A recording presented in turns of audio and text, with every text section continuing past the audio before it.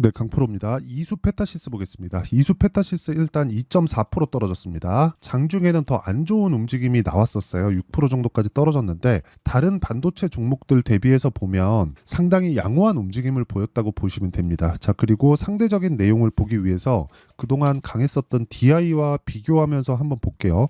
DI 같은 경우에 13% 떨어졌습니다. 근데 최근에 굉장히 강했죠. 그냥 수직 상승하다시피 하는 그런 움직임을 보였는데 이 정도의 상승 각도나 폭이라는 건 여기 이수페타시스의 작년 6월, 7월 요 정도 움직임하고 거의 흡사한 형태로 지금 상황이 발생했습니다.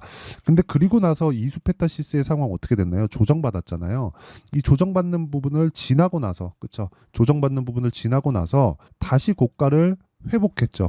그때까지 기간이 어느 정도 걸렸나요? 한 달, 두 달, 세 달, 네 달, 다섯, 여섯, 일곱, 여덟, 그쵸? 거의 한 9달. 9달 정도가 걸렸다. 반년 이상 걸렸다. 그러면 DI 같은 경우에도 이제는 이쪽 구간이라고 보고 조정을 받아야 되는 그런 구간이 있습니다. 근데 오늘 주말이기 때문에 미증시에 대해서 한번 봐야겠죠. 미증시에 대한 움직임을 한번 보잖아요. 그러면 이 상황 나왔어요. 다우 같은 경우에 0.5% 올라갔고요. 나스닥 같은 경우에 2% 정도 떨어졌습니다. 자, 내용 딱 보면 명확하게 보이죠. 나스닥만 떨어졌다. 그것도 2%나. 이 둘의 차이가 플러스 0.5 그리고 마이너스 2% 하니까 2.5% 정도 차이 나잖아요.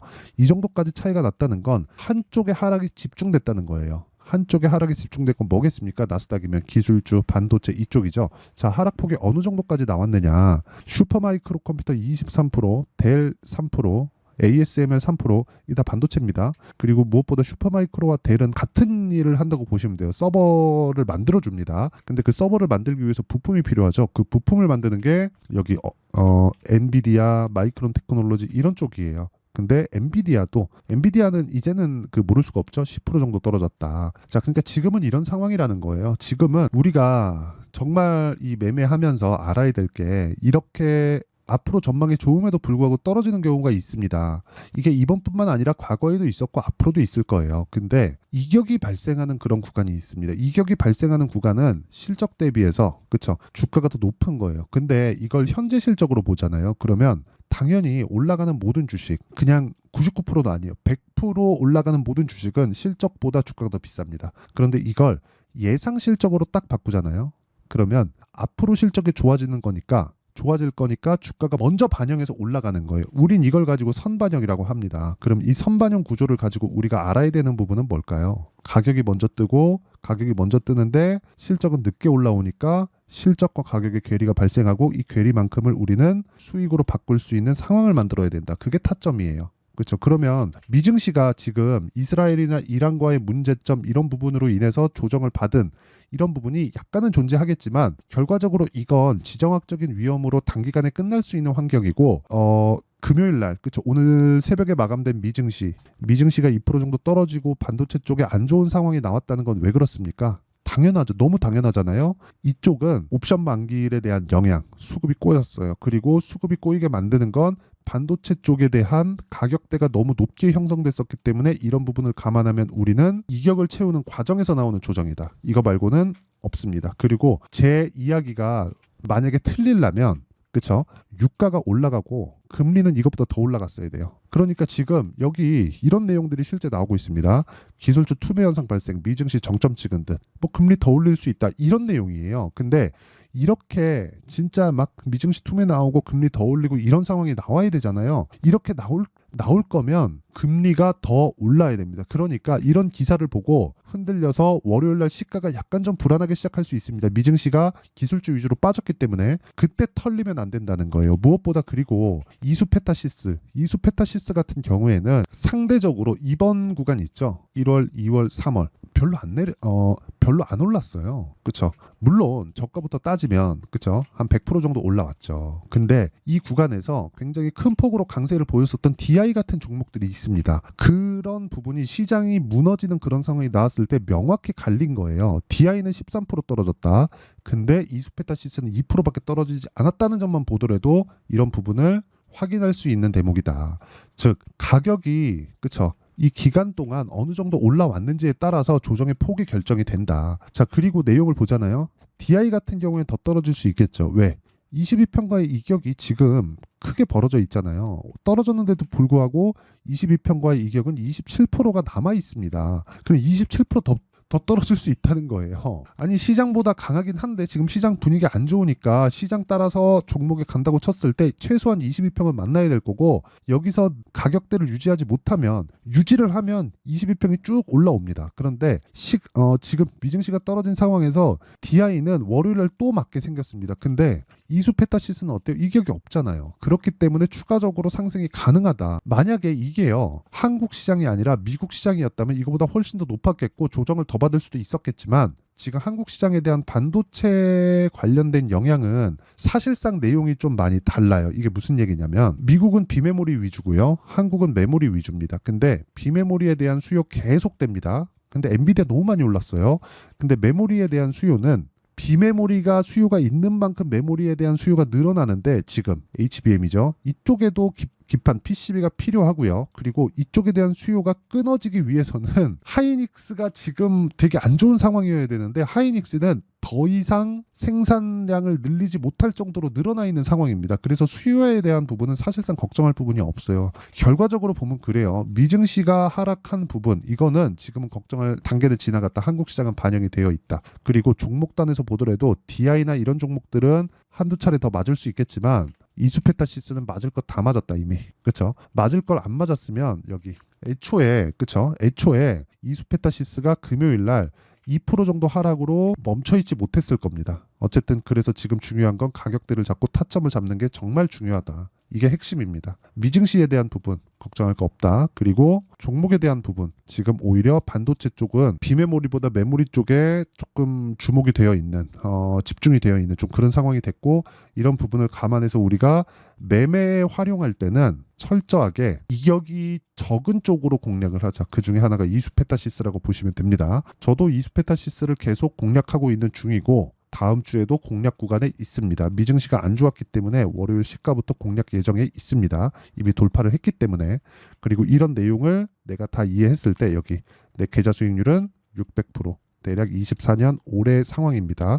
그리고 이 내용을 가지고 어떤 식으로 매매를 했는지 보면 자, 이구산업 보세요. 돌파 구간에 매수하죠.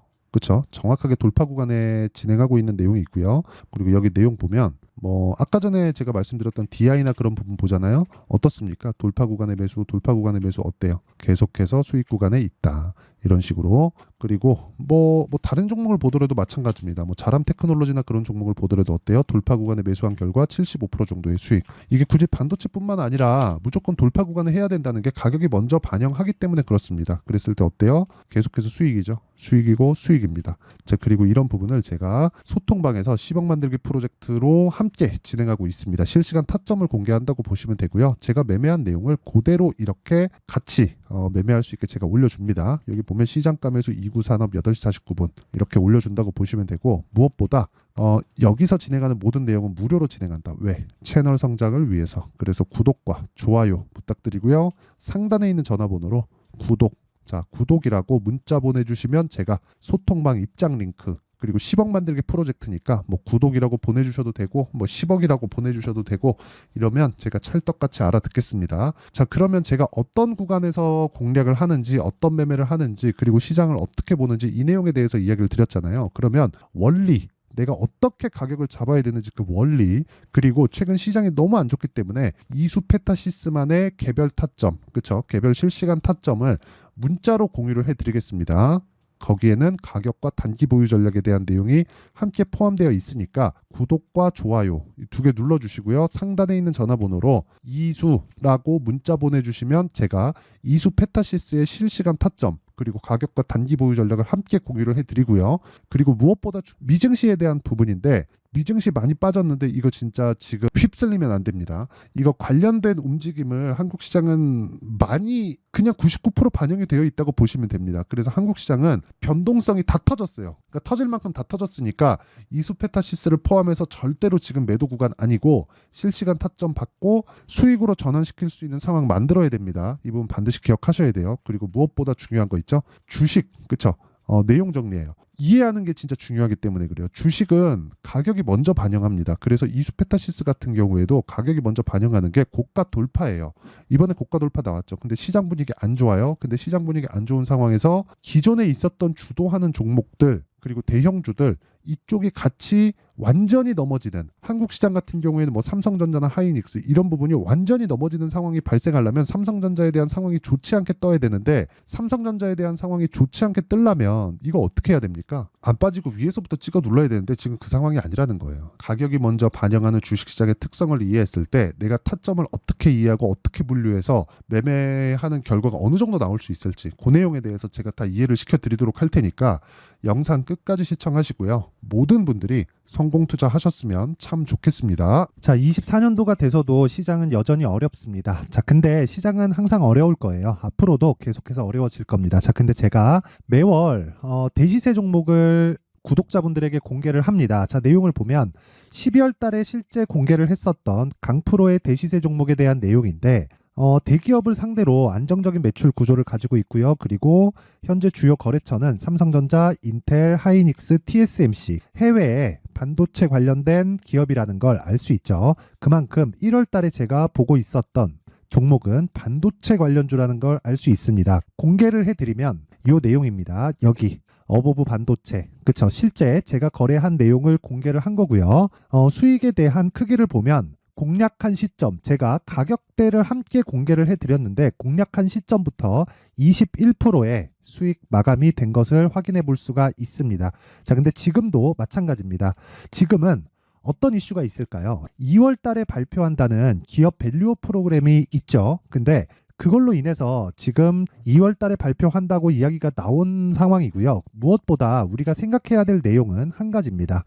어떤 이슈나 그리고 어떤 뭐 상승할 수 있는 내용으로 인해서 주가가 올라가는 것은 맞죠. 하지만 가격이 먼저 반영한다는 걸 반드시 알고 있어야 되고, 그런 내용에 대한 파악이 되었을 때, 그쵸? 여기 어보브 반도체처럼 21%, 그쵸? 대략 3에서 4일 동안 20% 이상의 수익을 먹을 수 있고요. 그리고 여기 HLB 같은 종목처럼 대략 일주일이 채 되지 않는 기간 동안 30%의 수익을 낼 수 있습니다. 자, 그러면 답은 나왔어요. 재료에 대한 부분보다 중요한 게 가격이다. 자, 근데 지금 시장에 쏠려 있는 게 뭐죠? 2월 달에 발표하는 기업 밸류업 프로그램에 대한 내용이죠. 자, 그러면 우리가 이쪽에다가 지금 집중을 해야 될까요? 그 내용을 한번 보겠습니다. 기아차의 차트를 보면요. 1월 24일 날 정부단에서 입김을 불어넣은 이후에 시세가 강하게 발생한 것처럼 보이지만 애초에 12월 달부터 신고가를 달성했다는 걸 확인할 수 있습니다. 자, 그러면 우리가 스케줄을 따져봤을 때 우리가 어디를 봐야 될까요? 4월 달 총선을 봐야 됩니다. 드디어 때가 온 거죠. 4월 달 총선이 끝나면 그 뒤엔 뭐가 있죠? 대선 전국으로 들어갑니다. 그러면 우리는 4월 달 총선부터 시작해서 대선까지 이어질 수 있는 종목을 찾는 게 정말 중요합니다. 그게 정부 정책의 방향과 그리고 스케줄에 맞춰서 가는 거예요. 정치적인 상황에 따라서 주가가 움직이는 걸 우리는 수도 없이 많이 봐왔기 때문에 스케줄에 맞춰서 가는 게 지금으로서는 답이 될 수 있습니다. 그리고 무엇보다 어느 정도의 시세를 내는지 그 첫 번째 단계인 상황을, 그쵸? 제가 12월 달 밝혀드렸었던 대시세 종목으로 이미 공개를 해드렸기 때문에, 그쵸? 어떻게 제가 매매를 했는지까지 다 보여드렸습니다. HLB처럼, 그쵸? 31.9% 걸린 시간은 4일밖에 되지 않죠. 이 종목을 제가 가격과 그리고 어떤 종목인지를 애초에 12월 달부터 공개를 한 겁니다. 자, 그러면 지금도 마찬가지예요. 앞서서 제가 말씀드렸었던 23년도에 했었던 여러 가지 종목들이 있죠. 한미반도체 같은 종목들도 여기 소통방에서 모두 공개를 해서 실제로 10,000원부터 60,000원까지 상승한 내역이 있고요. 왜 공략을 했는지를 제가 다 공개를 해드렸습니다. 근데 지금도 마찬가지라는 거죠. 정부 정책의 방향에 맞춰서 또는 선거 스케줄에 맞춰서 매매를 이어가야 될 때가 됐고요. 제가 총선 관련된 큰 시세가 나올 수 있는 대시세 종목을 준비를 해놨습니다. 길게 말씀드리지 않겠습니다. 모든 종목들은 신고가를 달성하면서 대시세 준비를 하게 되고요. 신고가를 공략했을 때 내가 시장에 주도주를 잡을 수 있는데 지금은 총선에 집중하는 게 맞다. 그래서 총선 관련된 그리고 대선까지 이어질 수 있는 종목을 준비를 해놨는데 지금부터 준비를 하셔야 나중에 고가에 올라가서도 꾸준하게 매매를 이어갈 수 있습니다. 자꾸 막 손절하고 매매하는 과정에서 너무 어렵다 하시는 분들은요, 이 종목 딱 받아가서 큰 수익 내셨으면 좋겠고요. 이 종목은 상단에 있는 전화번호로 대시세라고 문자를 보내주시는 분들에 한해서만 제가 총선 그리고 대선까지 이어질 수 있는 종목을 공개해 드리도록 할 테니까 상단에 있는 전화번호로 대시세라고 문자를 보내주시고요. 그리고 구독과 좋아요 꼭 좀 부탁드리겠습니다. 시장은 정말 어렵습니다. 자, 그래서 모든 분들이 성공 투자하셨으면 좋겠고요. 기본적으로 가격에 대한 파악을 하면서 큰 수익을 내셨으면 좋겠습니다.